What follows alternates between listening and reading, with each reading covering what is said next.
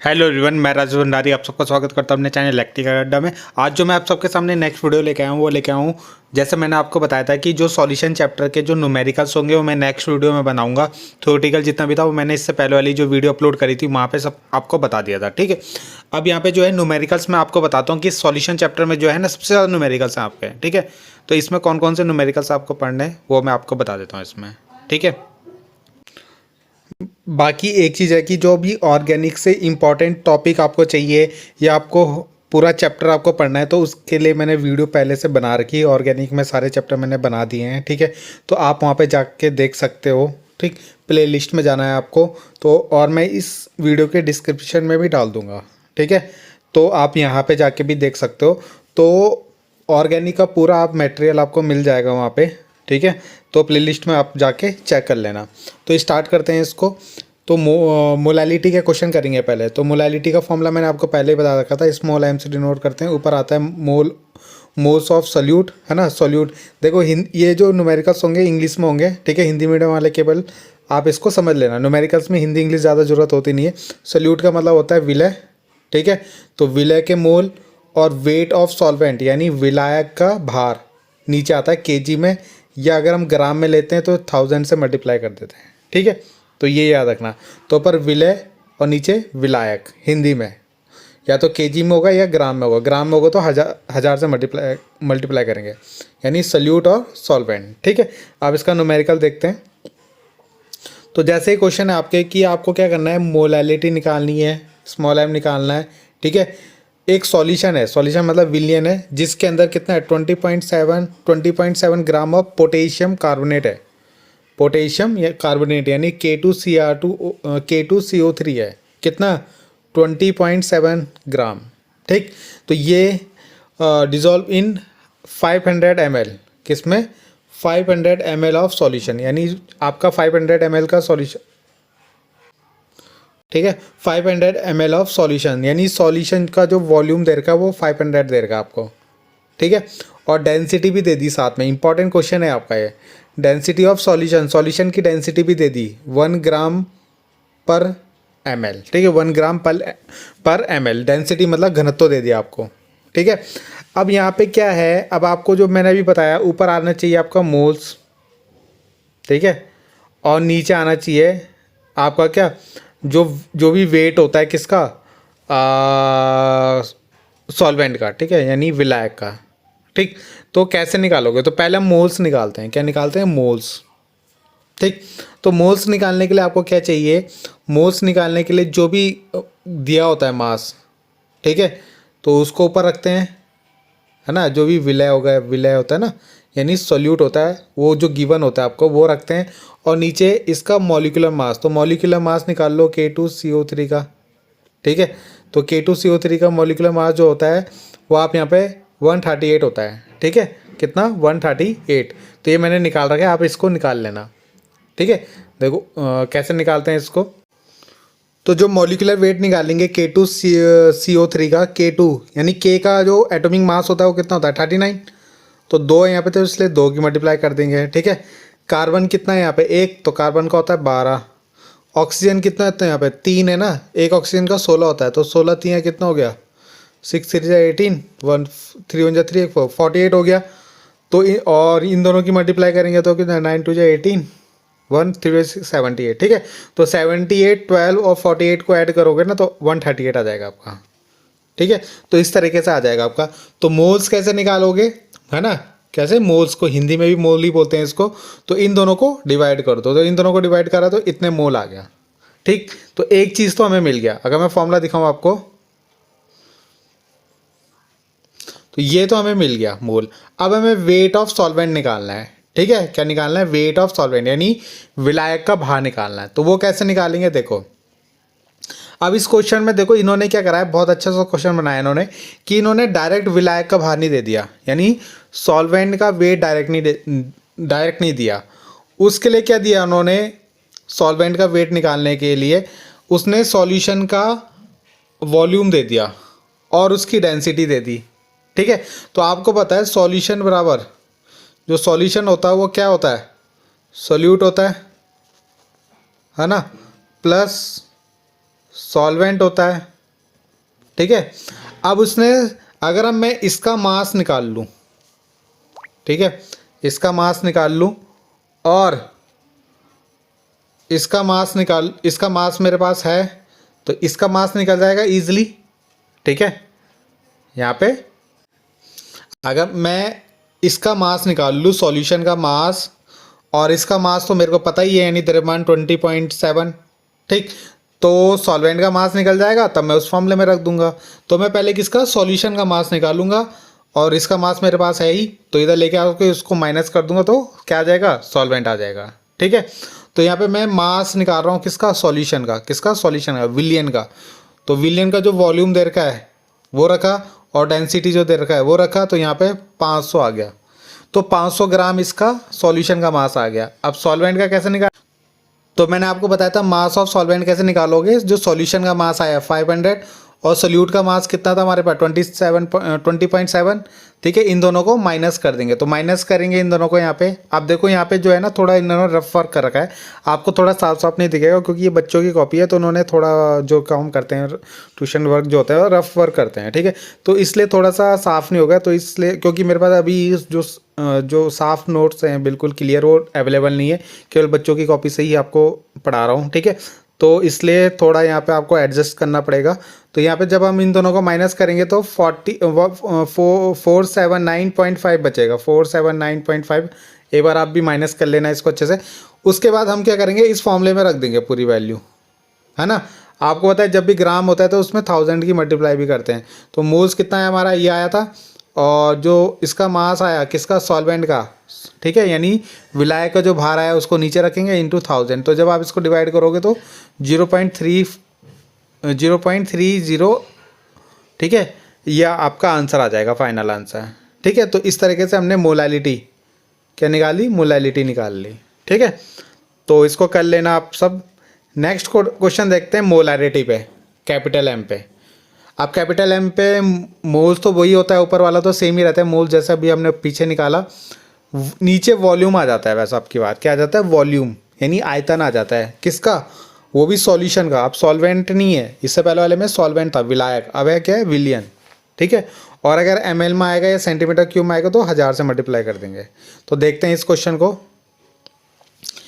यहाँ पे क्या है, एक NaOH है जो कितना ग्राम है, 2.46 ग्राम है, ठीक है, यानी विलय दे रखा है आपको, यानी सोल्यूट दे रखा है, ठीक है।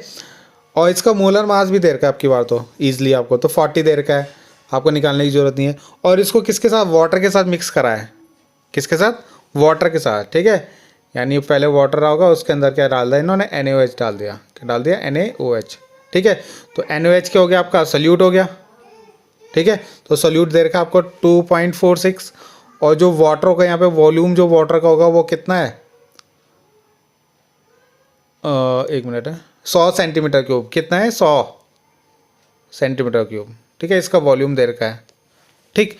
अब आपको क्या निकालना है, कैलकुलेट करना है मोलैरिटी। तो आपने अभी फॉर्मूला देखा था, ऊपर तो मोल्स आएगा, तो पहले हम मोल्स निकाल लेते हैं, मोल ऑफ NaOH।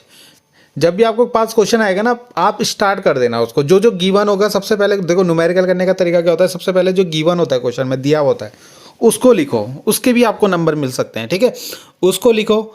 उसके बाद सबसे पहला जो स्टेप है उसको निकालो, ठीक है। तो मोल्स निकालेंगे, तो मोल्स कैसे निकालेंगे, जो भी हमें गिवन होगा मास इसका NaOH का, जो विलय है हमारा सोल्यूट, वो रखेंगे, और नीचे उसका मोलर मास। तो मोलर मास भी दे रखा है 40, तो इन दोनों को डिवाइड करेंगे यहाँ पे, तो लगभग ये आएगा आपका, ठीक है। उसके बाद हमें क्या चाहिए, वॉल्यूम ऑफ सॉल्यूशन चाहिए नीचे। तो वॉल्यूम ऑफ सॉल्यूशन तो कैसे निकालेंगे वॉल्यूम ऑफ सॉल्यूशन, तो यहाँ पे आपको दे रखा होगा इन्होंने, ठीक है। तो यहाँ पे जो सॉल्यूशन था ना उसका वॉल्यूम दे रखा था, ठीक है। तो कितना है, 100 दे रखा है। ऊपर मैंने गलती से शायद सॉल्वेंट बोल दिया था, तो सॉल्वेंट नहीं है, सॉल्वेंट तो आपका वाटर है, ठीक है। वाटर के साथ उन्होंने मिक्स किया, तो जो सॉल्यूशन बना वो कितना था उसका वॉल्यूम, 100 था। तो वो नीचे 100 रखेंगे इंटू 1000, क्योंकि यहाँ पे सेंटीमीटर क्यूब में दिया, तो सेंटीमीटर क्यूब में दिया होता है, ठीक है, या ml में दिया होता है, तो हम 1000 से मल्टीप्लाई करते हैं। तो यहाँ पे आप इस ईजिली काट लोगे तो आंसर आ जाएगा। देखो थोड़ा जल्दी जल्दी करा रहा हूँ ताकि आपको ज़्यादा से ज़्यादा वीडियो आपको दे पाऊँ मैं आपको, ठीक है। अगला जो न्यूमेरिकल है आपका मोल फ्रैक्शन के ऊपर है, ठीक है। मोल फ्रैक्शन यानी मोल प्रभाज के ऊपर। तो हमारे पास दो चीज़ होती हैं, जैसे मान लो हमारा एक कोई हमें सॉल्यूशन बनाना है तो उसके अंदर हम दो चीज़ मिक्स करते हैं, है ना।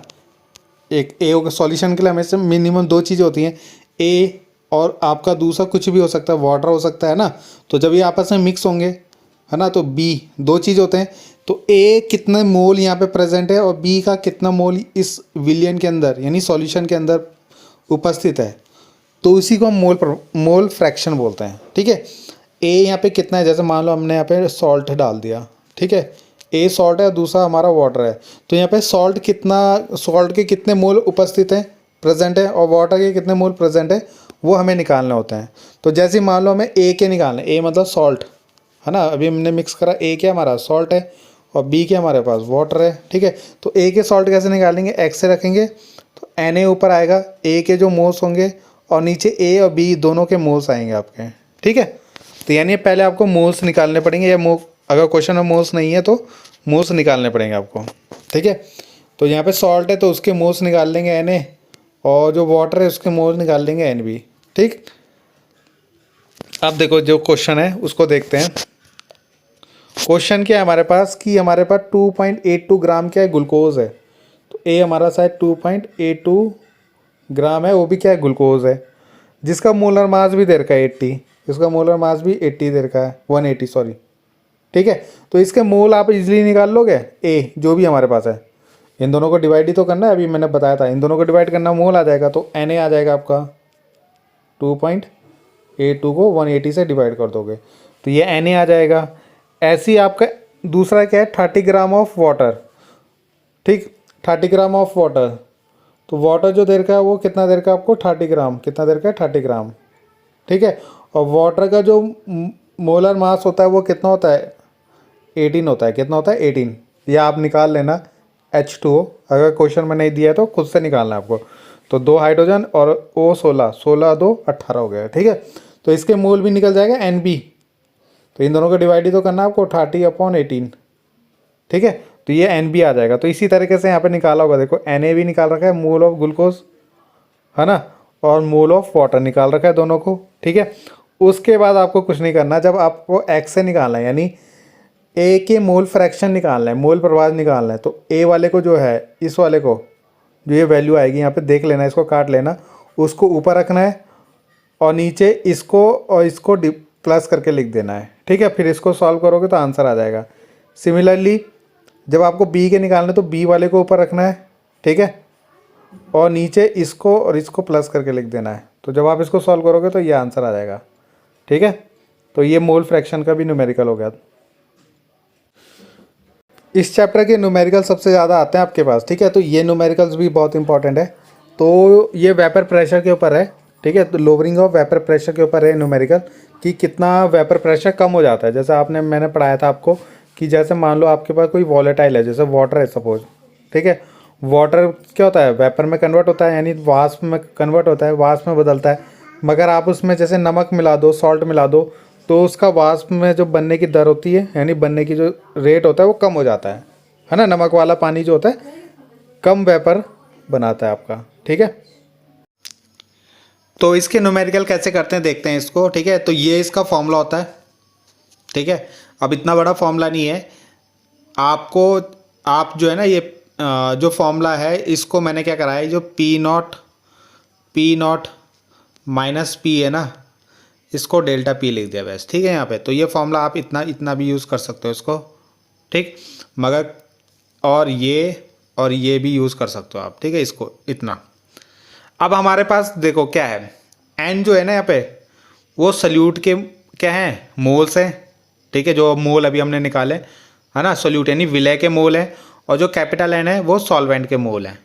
तो सबसे पहले आपको यहाँ पे सॉल्यूट और सॉल्वेंट को छांटना है और उनके मोल निकालने हैं। ठीक है, मोल निकालने के बाद आपका यहाँ पे P0 जो है ना, ये प्योर फॉर्म में क्या होता है, वेपर प्रेशर। जैसे मैंने अभी बताया, आपने एक उसमें पानी लिया, ठीक है, वाटर लिया और उसको गर्म किया, तो उस समय वो वेपर बना रहा था। क्या बना रहा था, वेपर। तो उसको उस समय जो वेपर प्रेशर होगा उसको P0 लिखेंगे। अब आपने क्या करा, इसके अंदर मिक्स कर दिया क्या, सॉल्ट।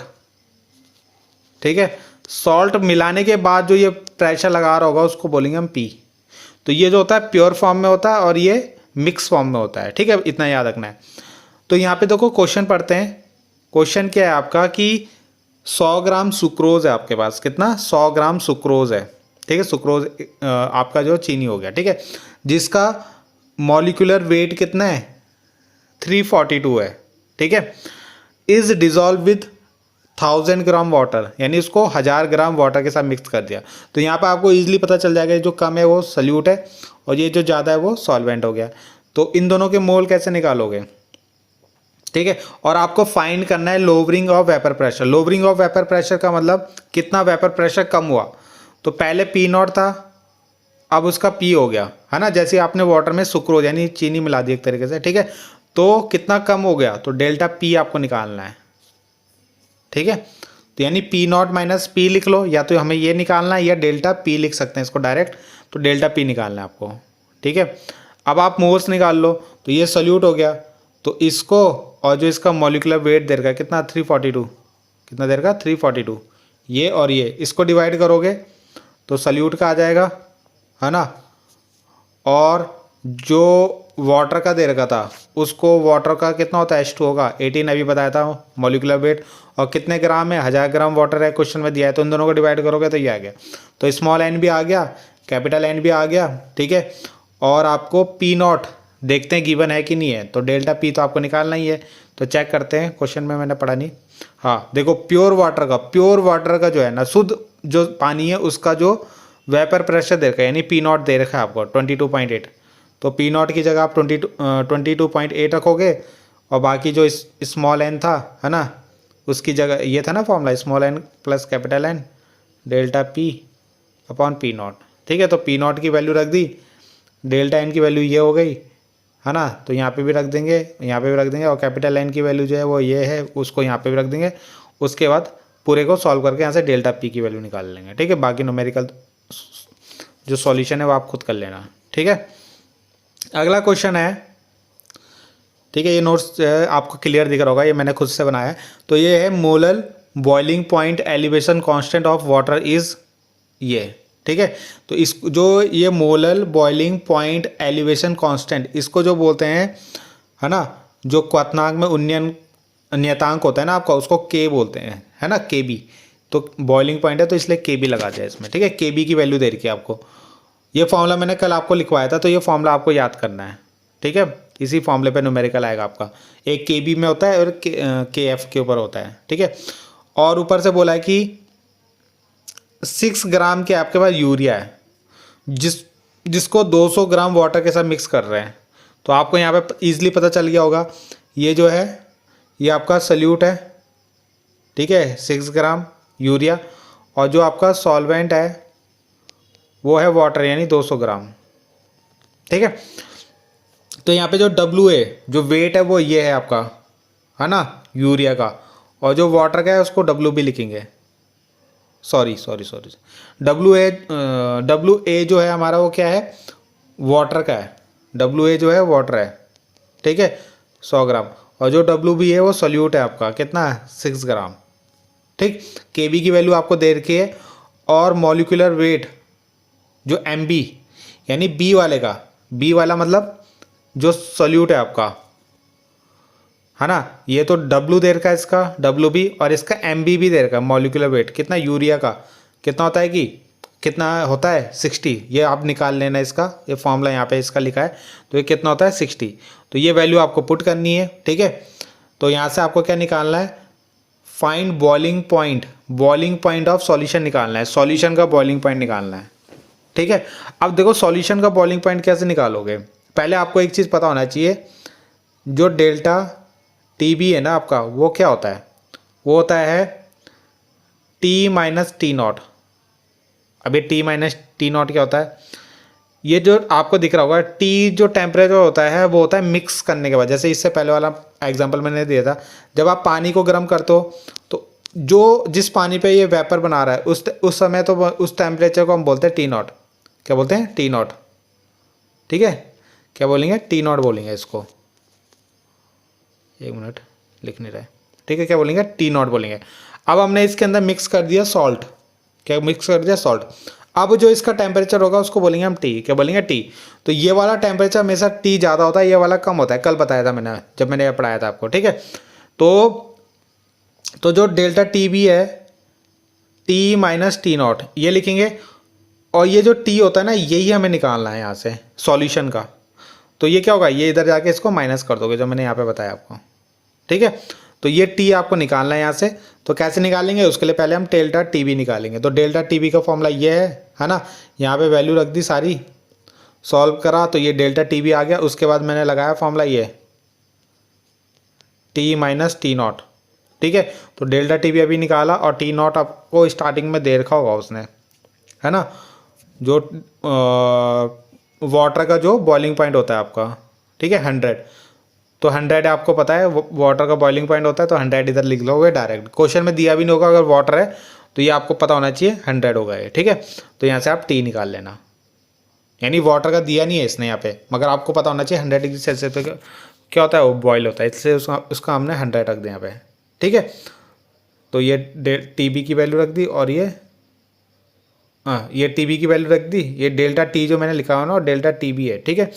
और प्लस क्या हो जाएगा, टी नॉट कितना है हमारा, टी नॉट हमारा स्टार्टिंग में जो मैंने बताया 100, कितना होगा 100, वाटर का बॉइलिंग पॉइंट 100।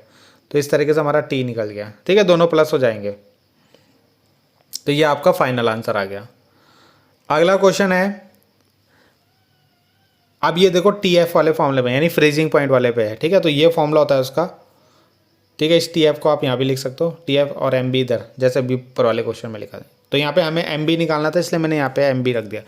इन क्वेश्चनों में क्या होता है, कभी एम बी बोल देगा निकालने के लिए, कभी टी एफ निकालने के लिए बोलेगा, कभी के एफ निकालने के लिए बोलेगा, डब्ल्यू बी निकालने के लिए बोलेगा, डब्ल्यू ए निकालने के लिए बोलेगा, मगर फॉर्मूला एक ही है, ठीक है। इसी फॉर्मूले से सब निकालना है आपको। तो एक एक्वस सॉल्यूशन है, कोई सॉल्यूशन है आपके पास, ठीक है, कार्बोनिक कंपाउंड, कोई कार्बोनिक कंपाउंड प्रेजेंट है उसमें 0 पॉइंट ये, तो इसका डब्ल्यू ए हो गया, क्या हो गया डब्ल्यू ए, नहीं सॉरी डब्ल्यू बी, बी ले रखा था ना हमने, ठीक है। इस वाले में क्या ले रखा, हाँ डब्ल्यू बी ले रखा, ठीक है। तो डब्ल्यू बी लिख लेते हैं इसको, कितना 0.6 ग्राम। उसके बाद उसको 21.7 ग्राम वाटर के साथ मिक्स करा रहा है, तो ये डब्ल्यू ए हो गया हमारा।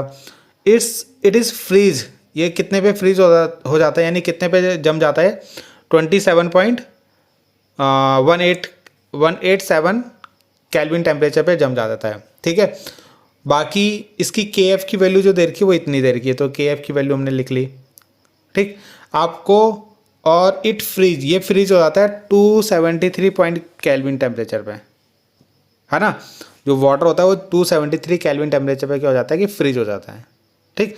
आपको मॉलिक्यूलर वेट निकालना है, तो मॉलिक्यूलर वेट निकालने के लिए आपको पता है आपको इस फॉर्मूले में क्या क्या चाहिए। इस फॉर्मूले में आपको दिख रहा है के एफ चाहिए, तो के एफ तो दिया है, डब्ल्यू बी चाहिए तो डब्ल्यू बी तो दिया है यहाँ पे 0.6, डब्ल्यू ए तो डब्ल्यू ए भी दिया है। डेल्टा टी एफ कैसे निकालेंगे हम, तो डेल्टा टी एफ का फॉर्मूला तो आपने ये पढ़ा है कि डेल्टा टी एफ हो जाता है टी नॉट माइनस टी, और टी नॉट होता है सॉल्वेंट का टेम्परेचर, और टी होता है सॉल्यूशन का टेम्परेचर। तो यहाँ पे सॉल्वेंट का टेम्परेचर कौन सा है, सॉल्वेंट क्या आपका वाटर, तो वाटर का टेम्परेचर कितना था आपको देर का 273 देर का था, ठीक है। और सॉल्यूशन का टेम्परेचर कितना देगा, जब आपने कार्बनिक कंपाउंड को वाटर के साथ मिक्स किया तो ये कितना इतने टेम्परेचर पे फ्रीज होता है, तो ये सॉल्यूशन का देर का आपको, ठीक है। यहाँ पे याद रखना सॉल्वेंट का टेम्परेचर ज़्यादा होता है और इसका टेम्परेचर सॉल्यूशन का टेम्परेचर कम होता है आपका, ठीक है। तो ज़्यादा में से माइनस बड़ा छोटे वाले को माइनस करेंगे, तो इस तरीके से यहाँ पे इन दोनों को माइनस किया तो यहाँ पे डेल्टा टी एफ आ गया आपका। तो बस डेल्टा टी एफ भी मिल गया आपको, यहाँ फॉर्मूले में रखना है और सॉल्व करना है और आंसर निकालना है आपको, ठीक है। तो इतना आपको करना है। देखो ये वेंट ऑफ फैक्टर का न्यूमेरिकल है, तो इसको मैं भी समझाऊंगा, पहले इसको वेंट ऑफ फैक्टर को समझ लेते हैं। मैंने कल ही बताया था। तो वेंट ऑफ फैक्टर क्या होता है आपके पास, ठीक है। वेंट ऑफ फैक्टर आई से डिनोट करते हैं इसको। तो यहाँ पे क्या होता है, यहाँ पे हम जो कॉलिगेटिव प्रॉपर्टीज़ होती है ना उनको जो वेंट ऑफ फैक्टर ने क्या करा अपने तरीके से उसको एक्सप्रेस किया, जो भी कॉलिगेटिव प्रॉपर्टीज़ आपकी होती हैं, ठीक है। तो यहाँ पे क्या देखा गया कि जब हम किसी सॉल्यूशन में, है ना, जब हम इलेक्ट्रोलाइट या नॉन इलेक्ट्रोलाइट, है ना, इलेक्ट्रोलाइट आपको पता होगा जो अपने आयंस में ब्रेक हो जाते हैं। नॉन इलेक्ट्रोलाइट किसको बोलते हैं? जो अपने आयंस में ब्रेक नहीं होते, अपने आयन में ब्रेक नहीं होते, जैसे प्लस वाले में, माइनस वाले में ब्रेक नहीं होते, उनको क्या बोलते हैं? नॉन इलेक्ट्रोलाइट बोलते हैं। ठीक है, अब क्या होता है, ये देखा गया कि जो इलेक्ट्रोलाइट वाले होते हैं उनकी जितनी भी कॉलिगेटिव प्रॉपर्टी होती है, यानी अणुसंख्यक गुण, जैसे हमने पाई पढ़ा, डेल्टा टी एफ पढ़ा, डेल्टा टी बी पढ़ा, है ना, हमने लोअरिंग ऑफ वेपर प्रेशर पढ़ा, तो ये जो होती है ना, ये कम होती है। इलेक्ट्रोलाइट वालों की ज़्यादा होती है और नॉन इलेक्ट्रोलाइट वालों की क्या होती है? कम होती है। तो इसको वेंट ऑफ फैक्टर, जो वेंट ऑफ साइंटिस्ट था, उसने अपने तरीके से एक्सप्रेस किया, तो उसने उसके लिए कुछ फॉर्मूले दिए। ठीक है, ये तो जितनी भी कॉलिगेटिव प्रॉपर्टी होती है, ठीक है, कॉलिगेटिव प्रॉपर्टी यानी अणुसंख्यक गुण होते हैं, उनकी जो ऑब्जर्व वैल्यू होती है, ऑब्जर्व जो हम ऑब्जर्व करते हैं, वो ऊपर आएगा, और जो कैलकुलेटेड होती है, जो कैलकुलेटेड वैल्यू होती है, वो नीचे आती है। ठीक है, तो यहाँ पे अगर आप देखो तो चाहे पाई ले लो, चाहे आप पी ले लो, चाहे टी वाला ले लो, सबका ऑब्जर्व वैल्यू ऊपर होगी और कैलकुलेटेड वैल्यू क्या होगी? नीचे होगी आपकी। ठीक है, बस ये क्या होता है, जो आपका मॉलिक्यूलर वेट होता है ना इनका, उसके इन्वर्सली प्रोपोर्शनल होता है। ठीक है, तो इसका कैलकुलेटेड ऊपर और ऑब्जर्व नीचे आता है।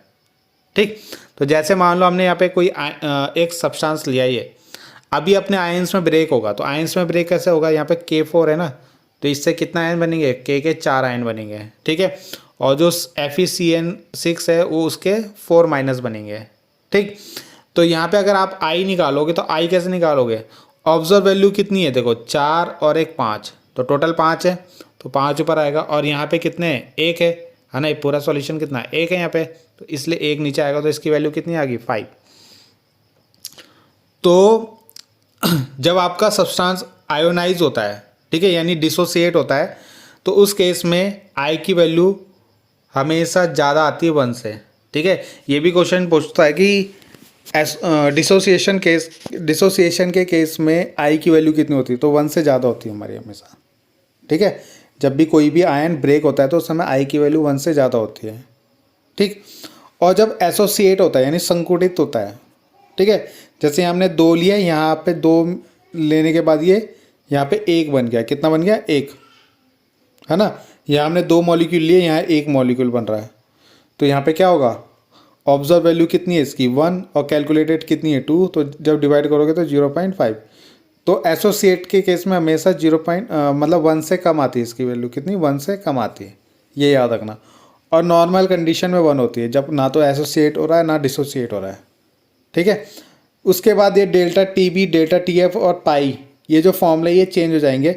अभी तक हम जो डेल्टा टी बी का हमने फॉर्मूला ये पढ़ा होगा, Kbm मोलैरिटी। ठीक है, और डेल्टा टी एफ का हमने पढ़ा था ये Kfm, और पाई का फॉर्मूला पढ़ा था हमने Crt।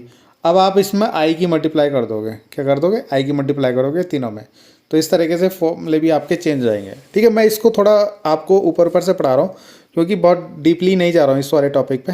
ठीक है, क्योंकि इस पर आप न्यूमेरिकल कर लेना एक, और बाकी ये फॉर्मूला याद रख लेना इसका। ठीक है, तो देखते हैं इसका एक न्यूमेरिकल।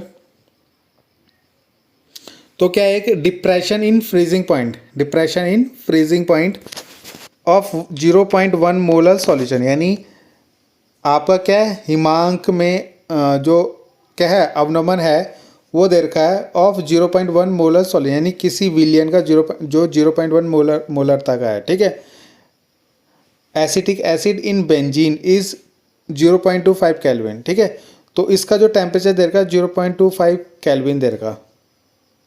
ठीक, फॉर बेंजीन के की वैल्यू दे रखी है आपको कितनी?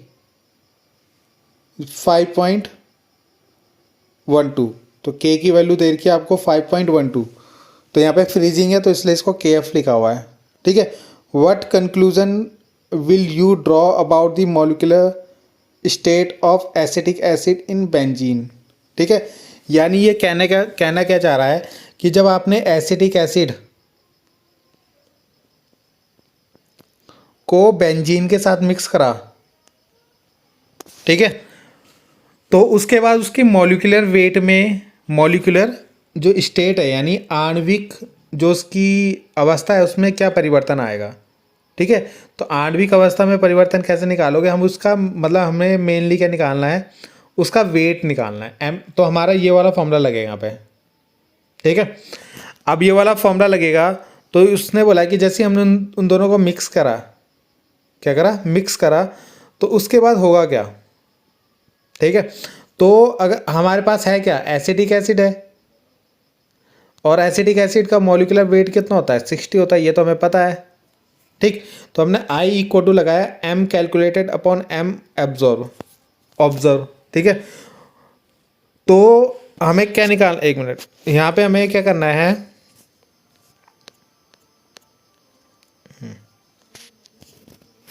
यहाँ पे हमें क्या करना है, कैलकुलेटेड वैल्यू हमें पता है, और पहले हम आई निकाल लें। तो आई कैसे निकालेंगे, आई निकालने के लिए आपके पास फॉर्मूला होता है क्या, एक मिनट।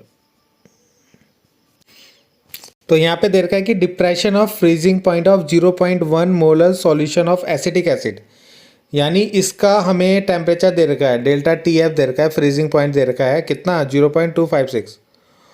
और जब हमने इसको किसके साथ, बेंजीन के साथ मिक्स करा तो तब इतना टेम्परेचर है, यानी कैलकुलेटेड वैल्यू जो होगी डेल्टा टी एफ कैलकुलेट, तो यहाँ पे हम निकाल लेंगे, उसका फॉर्मूला होता है एम इंटू के एफ, है ना। तो यहाँ पे जो के की वैल्यू दे रखी है हमारी, ये दे रखी है, ठीक है, 5.12, और 5.12 दे रखी है, और हमें m की वैल्यू कितनी दे रखी है, 0.1। तो जब हम इन दोनों की मल्टीप्लाई करेंगे तो कैलकुलेटेड वैल्यू भी आ जाएगी, ठीक है। तो कैलकुलेटेड वैल्यू जब आपको ऑब्जर्व और कैलकुलेटेड दोनों मिल गई तो यहाँ से आई निकल जाएगा, ये टी वाला फॉर्मूला लगा के, ठीक है। टी वाला जो फॉर्मूला है ऑब्जर्व और कैलकुलेटेड, उन दोनों को डिवाइड करोगे तो 1.2 आए 1/2 आएगा, यहाँ से आई की वैल्यू आ जाएगी हमारी। अब आई की वैल्यू को जो है ना यहाँ पे रख देंगे, यहाँ पे हमने आई की वैल्यू रख दी, कैलकुलेटेड हमें पता है 60 है, तो ऑब्जर्व कितना आएगा, तो ऑब्जर्व हम यहाँ से निकालेंगे तो 120 आ रहा हमारा, कितना आ रहा है, 120। इसका मतलब क्या है, जैसे ही आपने CH3COH को बेंजीन के साथ मिक्स करा ना, तो ये इसके साथ क्या हो गया, डाइमर फॉर्म में आ गया। डाइमर फॉर्म में मतलब इसने इसके साथ मिक्स होके ये डबल हो जाएगा, है ना, क्या हो जाएगा, डबल हो जाएगा। डबल मतलब ये इस तरीके से बन जाएगा, दो हो जाएंगे, सिंगल से दो हो जाएंगे, जैसे अभी मैंने यहाँ नीचे बताया था ना आपको, इस तरीके से, यहाँ दो था, यहाँ एक है ना, अभी एक का दो हो जाएंगे, इस तरीके से उल्टा हो जाएगा इसका। तो ये इसलिए इसका देखो मॉलिक्यूलर जो वेट है वो भी डबल हो गया, 120 हो जाएगा, ठीक। तो ये हम इसके बारे में क्या कर सकते हैं, इसके बारे में हमें ये पता लगता है कि जैसे आपने एसिटिक एसिड को बेंजीन के साथ मिक्स करा तो उसका जो मॉलिक्यूलर वेट हो गया वो डबल हो गया, ठीक है। तो इस तरीके से आपको निकालना है। तो इसी तरीके से आपको न्यूमेरिकल्स की प्रैक्टिस करनी है, जो इंपॉर्टेंट न्यूमेरिकल्स थे सेकंड चैप्टर में वो मैंने करवा दिए। इसके बाद मैं इलेक्ट्रोकेमिस्ट्री के जो है इंपॉर्टेंट टॉपिक आपको बता दूंगा, क्योंकि जो चैप्टर है उनको रिवीजन कराना बहुत लॉन्ग पड़ रहा है, और आपका कल एक ही दिन का गैप है इसमें, है ना, ज़्यादा गैप नहीं है। तो इसलिए मैं इंपॉर्टेंट टॉपिक आपको बता दूंगा, ठीक है, और उसके नोट्स भी आपको दिखा दूंगा। तो थैंक यू।